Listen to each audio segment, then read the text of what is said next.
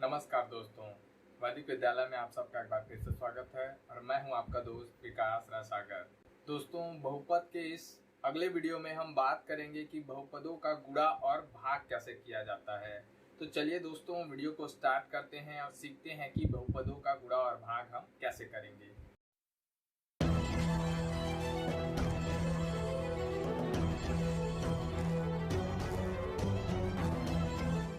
तो दोस्तों, यहाँ पर मैंने एक प्रश्न लिया हुआ है। इसमें हम लोगों ने दो बहुपद लिया है और इन दोनों बहुपदों का हमको गुणा करके इसका उत्तर हमको निकालना है।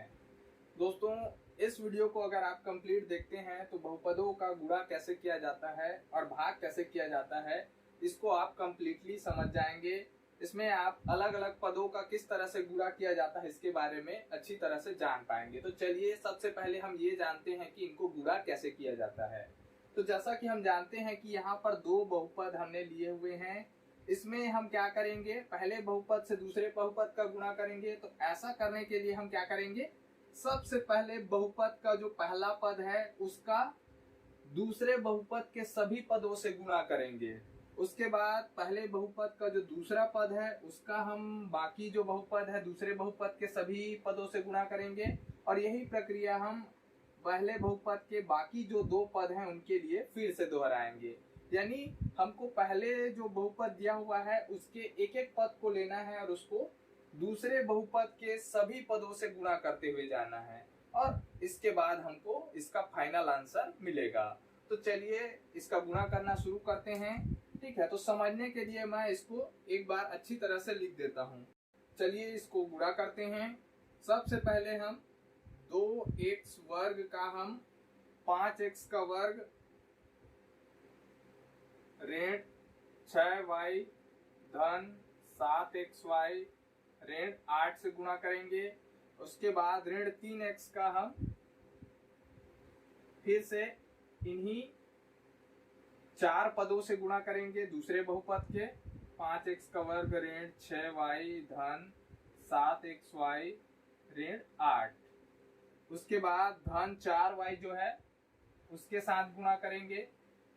4xy का हम फिर से गुणा करेंगे किसके साथ, 5x का वर्ग ऋण 6y धन 7xy ऋण 8 के साथ।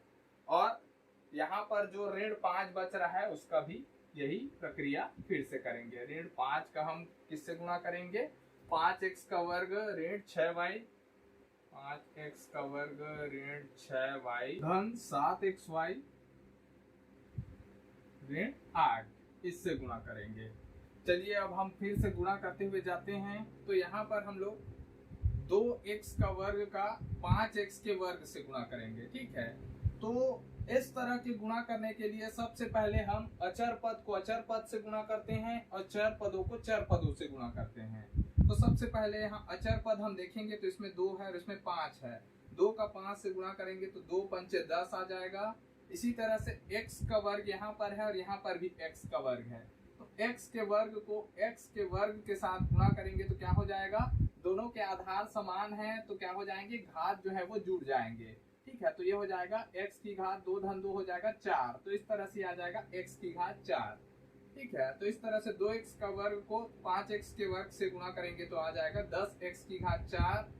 अब उसके बाद 2x के वर्ग को ऋण 6y से गुणा करेंगे तो ये धन है और ये ऋणात्मक है। तो धनात्मक और ऋणात्मक का गुणा करते हैं तो हमको आंसर जो है वो ऋणात्मक मिलता है, तो इसलिए यहाँ ऋण चिन्ह आ जाएगा। अब अचर पदों का गुणा करते हैं तो 2 और 6 का गुणा करेंगे तो 12 आ जाएगा। अब चर पदों का गुणा करते हैं। यहाँ x वर्ग है चर पद और यहाँ y है। x वर्ग में y का गुणा करेंगे तो क्या आ जाएगा, x वर्ग y आ जाएगा। ठीक है, तो ये आ जाएगा 12x वर्ग y। अब उसके बाद 2x के वर्ग को हम 7xy से गुणा करेंगे। दोनों धनात्मक हैं तो गुणा करने पर उत्तर धनात्मक आएगा, धन का चिन्ह लगा देंगे। अब 2 का 7 से गुणा करेंगे तो 2 सत्ते 14 आ जाएगा। और x वर्ग का हम यहाँ पर गुणा करेंगे किससे, xy से, इस तरह से। अब यहाँ पर x का वर्ग है और उसके साथ x का गुणा करेंगे तो इन दोनों की घात बराबर है तो घात जो है वो क्या हो जाएगी, जुड़ जाएगी। तो ये आ जाएगा x की घात 3 और y के साथ उसका गुणा हो जाएगा, x की घात 3y आ जाएगा। तो ये इसको लिख देंगे x की घात 3y। अब उसके बाद 2x का वर्ग को हम ऋण 8 से गुणा करेंगे, तो यहाँ ये धनात्मक और ये ऋणात्मक है, उत्तर हमको क्या मिलेगा, ऋणात्मक मिलेगा। ठीक है, अब अचर पदों का पहले गुणा करते हैं, तो यहाँ अचर पद ही है केवल और यहाँ चर और अचर दोनों हैं। 8 का 2 से गुणा करेंगे तो 8 दूनी 16 आ गया। ठीक है, और यहाँ पर कुछ नहीं है यानी 1 है मान करके चलते हैं, और 1 का x के वर्ग से गुणा करेंगे तो x का वर्ग आ जाएगा। तो इस तरह से आ जाएगा ये 16x का वर्ग। ठीक है, पहला हम लोगों ने पद यहाँ पर गुणा करने वाला कंप्लीट कर लिया है। अब इसको हल करते हैं। यहाँ पर पहला जो पद है वो ऋणात्मक है, जबकि यहाँ पर जो पद है वो धनात्मक है, तो धन और ऋण का गुणा ऋण आएगा, तो इसलिए ऋण का चिन्ह लगाएंगे। अब फिर से यहाँ वही काम करना है, अचर पद को पहले गुणा करेंगे तो 5 या 15 आ जाएगा, x का वर्ग और x का गुणा करेंगे तो x की घात 3 आ जाएगा। इसी तरह से फिर से यहाँ ऋण और ऋण दोनों ऋणात्मक हैं, तो जो आंसर है वो धनात्मक आ जाएगा गुणा करने पर। अचर पद का गुणा करेंगे तो 6 या 18 आ जाएगा, x और y का गुणा करेंगे तो xy आ जाएगा।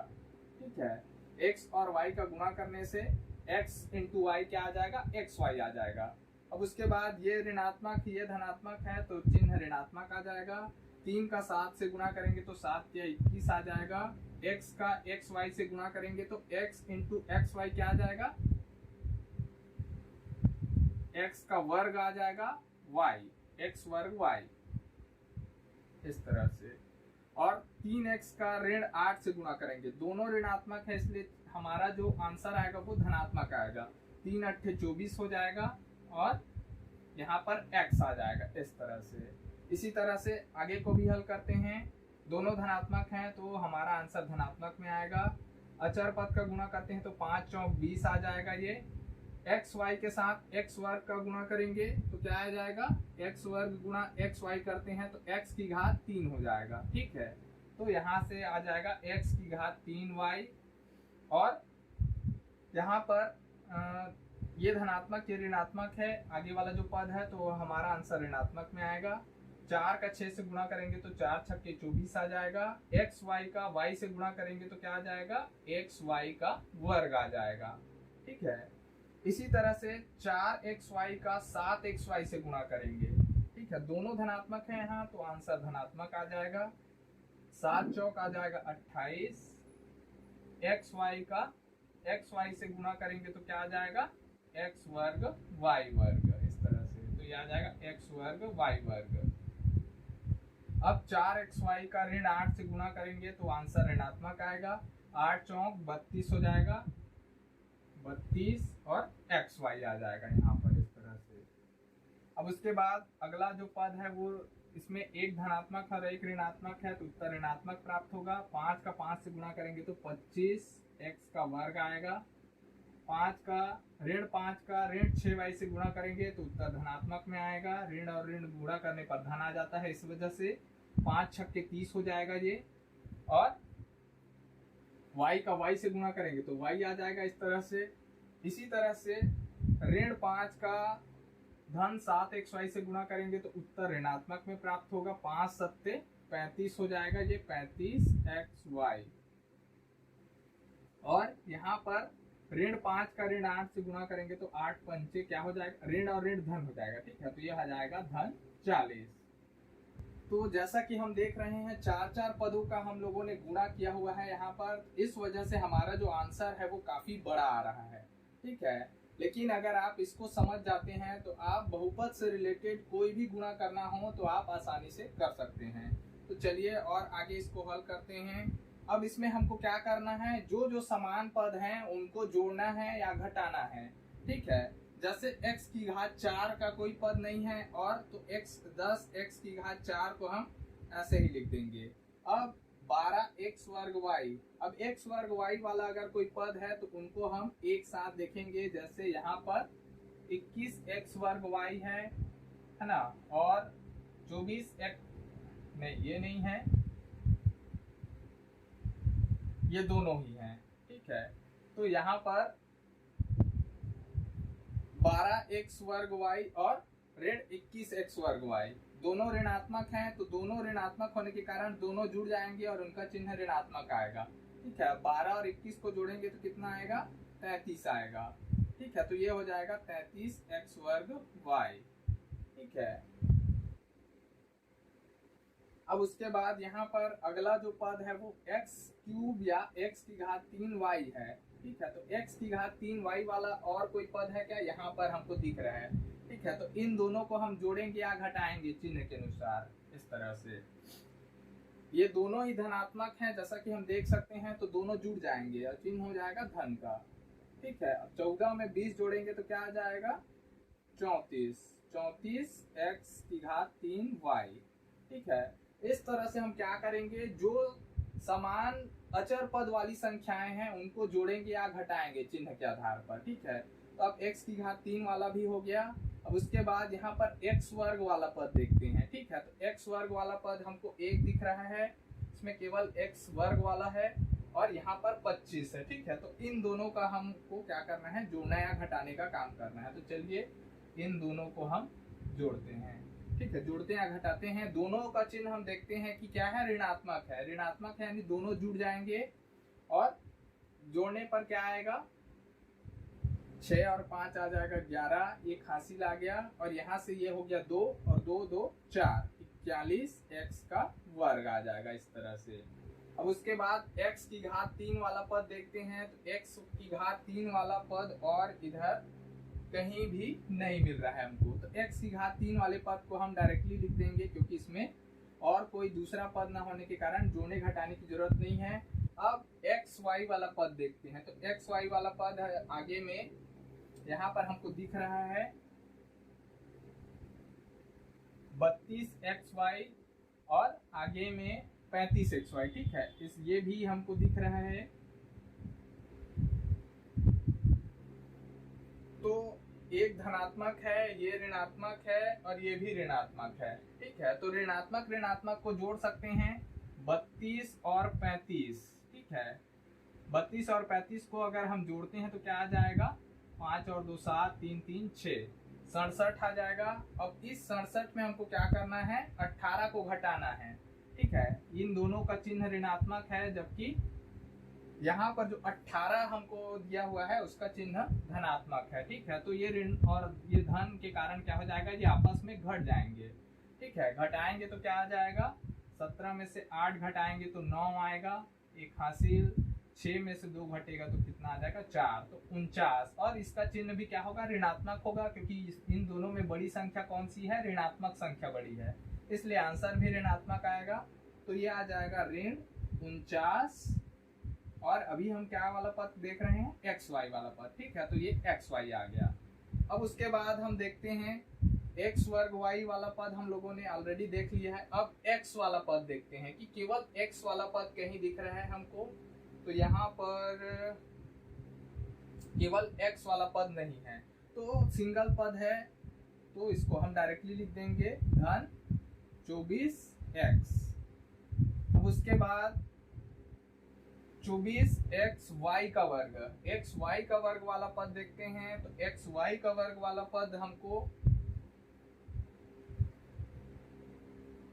नहीं दिख रहा है, ये भी केवल एक ही है। ठीक है, तो इसको भी हम लिख देते हैं, यह आ जाएगा ऋण 24xy का वर्ग। अब उसके बाद यहाँ तक हमारा कंप्लीट हो गया है। अब इसके बाद x वर्ग y वर्ग, इसका भी कोई पद नहीं है, तो इसको भी हम सिंगल पद होने के कारण डायरेक्टली लिख सकते हैं, गुणा भाग करने की यानी जोड़ने घटाने की जरूरत नहीं है। 28x वर्ग y वर्ग। अब उसके बाद फिर ये हो गया। अब उसके बाद एक्स वाई वाला हम लोगों ने ऑलरेडी लिख लिया हुआ है, एक्स वर्ग वाला भी लिख चुके हैं। ठीक है, एक्स वर्ग वाला हो गया। अब उसके बाद बच रहा है वाई वाला पद।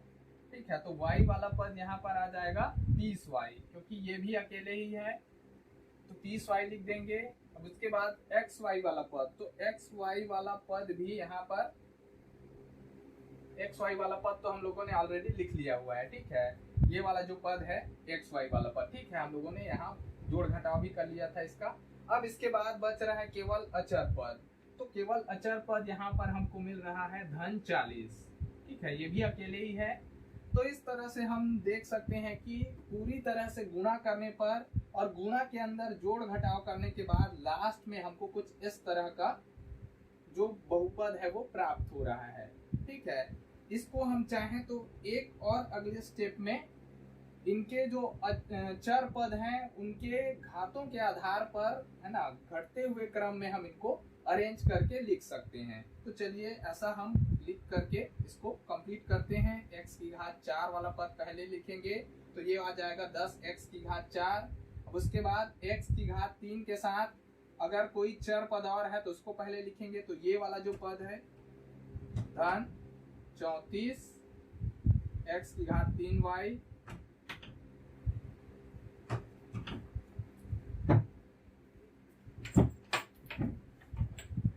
कहाँ हो गया? अरे कहाँ हो गया? बाद में जहाँ के दे अभी ये करा थे क्या? तो बाद में जाबो कहीं से केबे?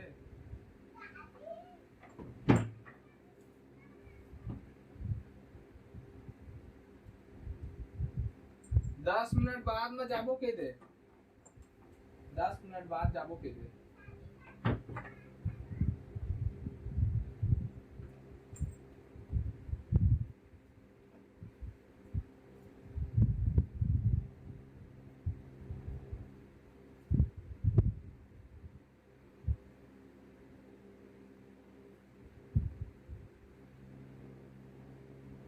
तो चलिए सबसे बड़ी घात चर पद की उसको पहले लिखेंगे। तो x की घात 4 सबसे बड़ी घात है तो इसको पहले लिख देंगे 10x की घात 4।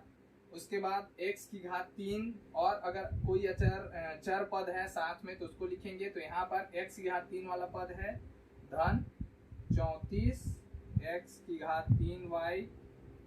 x की घात 3 यहाँ पर हमको और मिल रहा है तो इसको लिखेंगे ऋण 15 x की घात 3। अब उसके बाद x के वर्ग x वर्ग y वर्ग वाला पद देखते हैं। तो यहाँ पर x वर्ग y वर्ग वाला पद भी है तो धन इसको लिखेंगे 28 x वर्ग y वर्ग। उसके बाद x वर्ग y और x y वर्ग ऐसे वाले पद लिखे जाएंगे। तो x वर्ग y वाला पद पहले लिखते हैं तो यह आ जाएगा ऋण 33 x वर्ग y। उसके बाद आ जाएगा ऋण 24 एक्स वाई का वर्ग और उसके बाद एक्स वाई वाले पद आ जाएंगे। ठीक है, तो एक्स वाई वाला पद यहाँ पर है ऋण 49 एक्स वाई। उसके बाद एक्स और वाई के जो इंडिविजुअल पद हैं वो आ जाएंगे। तो यहाँ पर धन 24 एक्स आ जाएगा और यहाँ आ जाएगा 30 वाई और लास्ट में सबसे आएगा अचर पद तो यहाँ आ जाएगा 40 जो हमारा आंसर होगा। तो इस तरह से हम दो दिए हुए बहुपदों का गुणा करते हैं तो हमको बहुत सारी यहाँ पर कैलकुलेशन करना पड़ता है। अगर बहुपद के पद बड़े हैं या ज्यादा हैं तो इस तरह से हमको काफी लंबा चौड़ा गुणा भाग करना पड़ सकता है, गुणा और जोड़ घटाव करना पड़ सकता है। तो दोस्तों इस तरह से आप इस प्रक्रिया को फॉलो करके दो दिए हुए बहुपदों का आसानी से गुणा और भाग कर सकते हैं। दोस्तों इसके बाद हम देखते हैं बहुपदों का भाग कैसे करते हैं। दोस्तों चलिए तो अब हम बहुपदों का भाग कैसे करते हैं ये जानते हैं। तो यहाँ पर मैंने एक प्रश्न लिया हुआ है 6x की घात 3 धन 23x का वर्ग धन 32x धन 30 को हमको 3x का वर्ग ऋण 4x ऋण 6 से भाग करना है। ठीक है, तो यहाँ पर भाज्य जो है ये बहुपद है और भाजक जो है वो ये बहुपद है। आप जानते हैं ये है भाजक और ये जो है वो भाज्य है। ठीक है, तो चलिए हम भाग की प्रक्रिया शुरू करते हैं।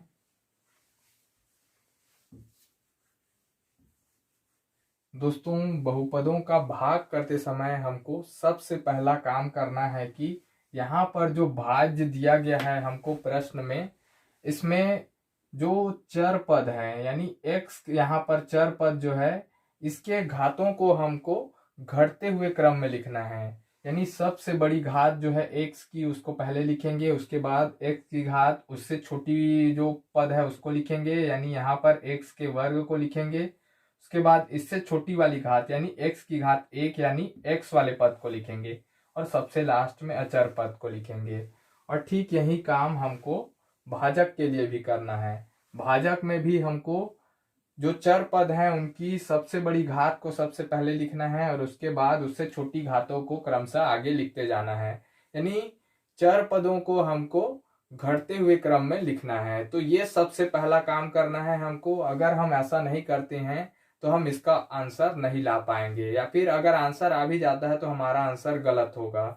अब ये हो जाने के बाद हमको क्या करना है, यहाँ पर हम देखेंगे कि सबसे पहले जो पद है, ठीक है, भाजक का पहला पद और भाज्य का पहला पद, इन दोनों को देखना है। इन दोनों को देखेंगे तो हमको एक आइडिया मिलेगा। ठीक है, क्या आइडिया मिलेगा कि इसमें हम किस चीज का गुणा करें कि इतना आ जाए। ठीक है, हमको बाकी इधर से मतलब नहीं है, ना इसके इधर से मतलब है। ठीक है, तो हमको सिर्फ शुरू के दोनों पदों से मतलब रहता है।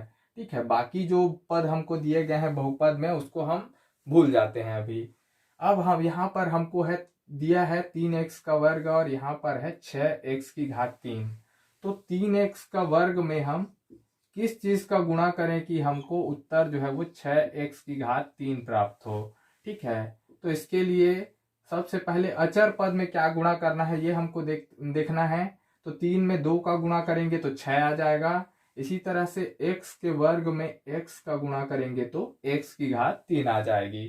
ठीक है, तो यानी हमको यहाँ पर क्या करना है, 2x का गुणा करना है। तो यहाँ पर 2x जो है हम लिख देते हैं। ठीक है, अब चलिए 2x का इन तीनों से गुणा करना होगा। ठीक है, अब यहाँ पर हम लोग शुरू का पद लिए थे, तो ऐसा नहीं है कि 2x का हम केवल शुरू के पद से गुणा करेंगे, बाकी इन सब से गुणा नहीं करेंगे, ऐसा नहीं है। हमको इन सब से गुणा करना है। तो 2x का चलिए 3x वर्ग से गुणा करते हैं, तो 2 तिया 6 आ जाएगा, और x का x के वर्ग से गुणा करेंगे तो x की घात 3 आ जाएगा इस तरह से। ठीक है, तो ये आ गया 6x की घात 3। अब उसके बाद 2x का 4x के साथ गुणा करेंगे, ऋण 4x के साथ। तो यहाँ ऋण चिन्ह है इसलिए उत्तर में हमको ऋण चिन्ह मिलेगा। ठीक है, अब 4 का 2 से गुणा करते हैं, अचर अचर पद को गुणा करते हैं, तो 4 दूनी 8 आ गया, और x का x से गुणा करेंगे तो x का वर्ग आ गया। साथ ही साथ उत्तर लिखते समय हमको ये ध्यान देना है कि हम जो भी ऊपर में हम जो पद लिखे हैं बहुपद है ना, उसमें का जो पद है उसके सीध में हमको x की घात उतने वाले ही पद को लिखना है। जैसे x की घात 2 वाला पद यहाँ पर है, तो हमको यहाँ पर x की घात 2 वाले पद को ही लिखना है। अगर हमारे गुणा करने में x की घात 3 वाला पद आ रहा है तो उसको x की घात 3 वाले पद के सीध में लिखना है। x की घात 2 आ रहा है तो x की घात 2 वाले पद के सीध में लिखना है, या अचर पद आ रहा है तो उसको अचर पद के सीध में लिखना है। ऐसा नहीं है कि यहाँ पर गुणा कर रहे हैं और हमारा जहां मन लग रहा है वहां लिख रहे हैं, यहाँ लाइन के बाहर लिख रहे हैं, तो ऐसा नहीं करना है। हमको ये देखते जाना है कि कौन सी घात है x की, और उसके हिसाब से हम समान घात वाली जो संख्याएं हैं उनको एक सीध में लिखेंगे। ठीक है, तो यहाँ पर हमारा जो आंसर आ रहा है वो वैसे ही आ रहा है। ठीक है, तो हम ऐसे ही लिख रहे हैं। ठीक है, अब जैसे यहाँ पर 2x का ऋण 6 से गुणा करना है, तो यहाँ पर ऋणात्मक है इसलिए ऋण आ जाएगा उत्तर में, और 2 का 6 से गुणा करेंगे तो 12 आ जाएगा, और x यहाँ पर ऐसे ही आ जाएगा क्योंकि यहाँ पर कोई x वाला पद नहीं है, तो x का x से गुणा करेंगे तो x ही आएगा। अब इन सब को घटा देंगे। ठीक है, घटाते हैं। चलिए अब घटाएंगे तो यहाँ पर जो धन था वो क्या हो जाएगा, ऋण के चिन्ह में बदल जाएगा, यानी 6x की घात 3 जो धनात्मक था वो ऋणात्मक हो जाएगा। यहाँ पर 8x का वर्ग जो ऋणात्मक है वो बदल करके धनात्मक हो जाएगा। ऐसे ही ऋण 12x जो ऋणात्मक था वो बदल करके धनात्मक हो जाएगा। अब चलिए घटाते हैं, तो 6x की घात 3 से 6x की घात 3 को घटाएंगे तो कुछ भी नहीं बचेगा। ठीक है, ये कट जाएगा। अब यहाँ पर दोनों धनात्मक हैं यानी दोनों संख्याएं जुड़ जाएंगी। 23 में 8 को जोड़ेंगे तो क्या आ जाएगा, 31 आ जाएगा। ठीक है, तो 31x का वर्ग आ गया। इसी तरह से यहाँ भी दोनों धनात्मक हो गए, दोनों धनात्मक हो गए तो दोनों जुड़ जाएंगे। ये क्या आ जाएगा, 2 2 4 और 3 1 4, 44x। और आगे में 30 है तो उसको भी जोड़ लेते हैं, नीचे में लिख लेते हैं यानी उतार करके। अब यहाँ पर फिर से हमको वही काम करना है जो हमने इससे पहले वाले पद में किया था। इसका जो सबसे बड़ा पद है उसको इसके बड़े पद से तुलना करना है, ठीक है। इसमें हम किस चीज का गुणा करें कि ये प्राप्त हो, ठीक है। 3x के वर्ग में किसका गुणा करेंगे कि 31x का वर्ग प्राप्त हो। यहाँ पर मैं लिख रहा हूं 3x का वर्ग में किस चीज का गुणा करें कि उत्तर हमको 31x वर्ग प्राप्त हो। तो x का वर्ग तो पहले से ही इसमें है और इसमें भी है, तो x का यहाँ पर कुछ करने की जरूरत नहीं है, x को छूने की जरूरत नहीं है। सिर्फ हमको किससे गुणा करना है, तो अचर पद से गुणा करना है, क्योंकि x का वर्ग दोनों साइड में है। तो x के साथ अगर गुणा करते हैं तो x की घात 3 आ जाएगा, है ना। x का वर्ग गुणा x करेंगे तो x की घात 3 आ जाएगी, और x की घात 3 हमको अभी चाहिए नहीं, हमको सिर्फ वर्ग के रूप में चाहिए। तो हम क्या करेंगे, यहाँ पर सिर्फ अचर पद से गुणा करेंगे, ठीक है। अब यहाँ पर जैसे हम जानते हैं 3 दहम 30 होता है। अब 31 तो अभाज्य संख्या है, वो विभाजित होने वाली नहीं है, तो हम क्या करेंगे 10 से गुणा करेंगे, ठीक है।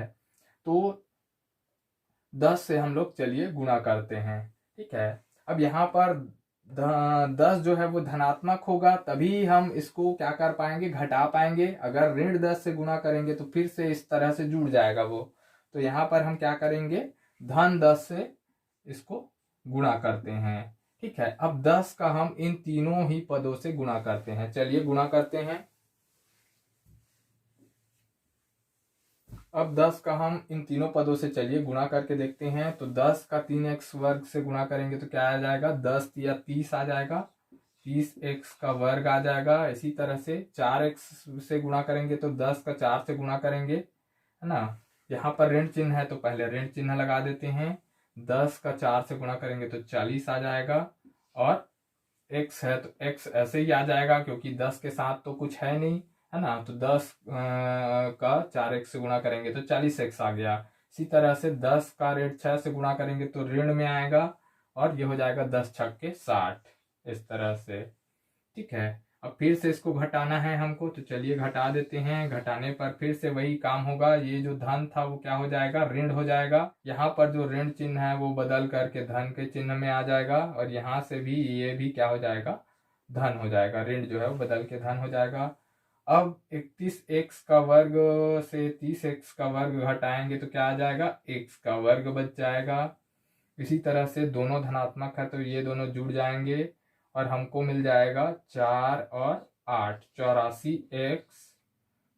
और यहां से इन दोनों को फिर से जोड़ना पड़ेगा क्योंकि ये दोनों फिर से धनात्मक है, इसलिए तो ये आ जाएगा धन 60 और 30 90 हो गया, ठीक है।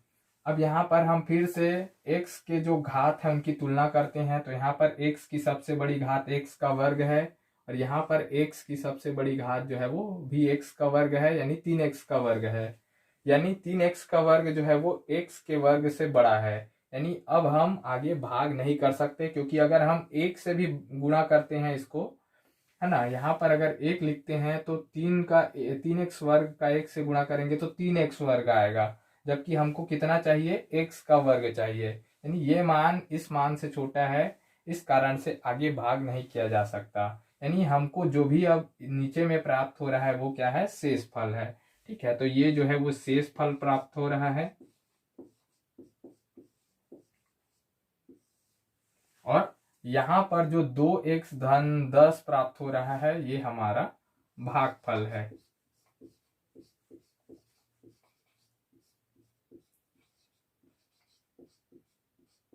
इस तरह से तो भागफल 2x धन 10 और शेष फल क्या है, x का वर्ग धन 84x धन 90।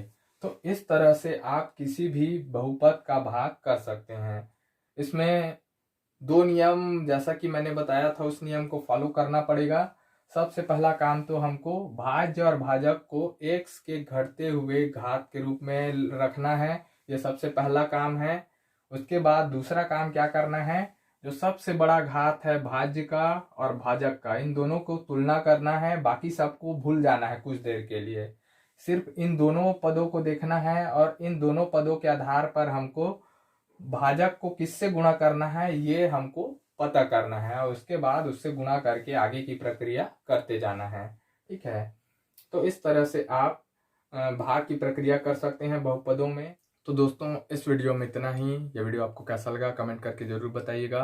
वीडियो अच्छा लगे तो वीडियो को लाइक कर दीजिएगा, साथ ही साथ अपने दोस्तों के साथ शेयर कर दीजिएगा। दोस्तों चैनल में नए हैं तो प्लीज़ चैनल को सब्सक्राइब कर लीजिएगा और साथ ही साथ नीचे बेल के आइकन पर भी क्लिक कर दीजिएगा, ताकि जब भी नए वीडियो इस चैनल पर अपलोड किए जाएं उसका नोटिफिकेशन आपको सबसे पहले मिल सके। दोस्तों वीडियो के किसी भी पार्ट को समझने में आपको दिक्कत हो रही हो तो उसको कमेंट ज़रूर कीजिएगा, ताकि उसका निराकरण मैं आगे वीडियो में कर सकूं। दोस्तों इससे आगे की वीडियो में हम बहुपदों का गुणनखंड कैसे निकाला जाता है इसकी चर्चा करेंगे। तो दोस्तों इस वीडियो में इतना ही, मिलते हैं अगले वीडियो में, तब तक के लिए जय हिंद।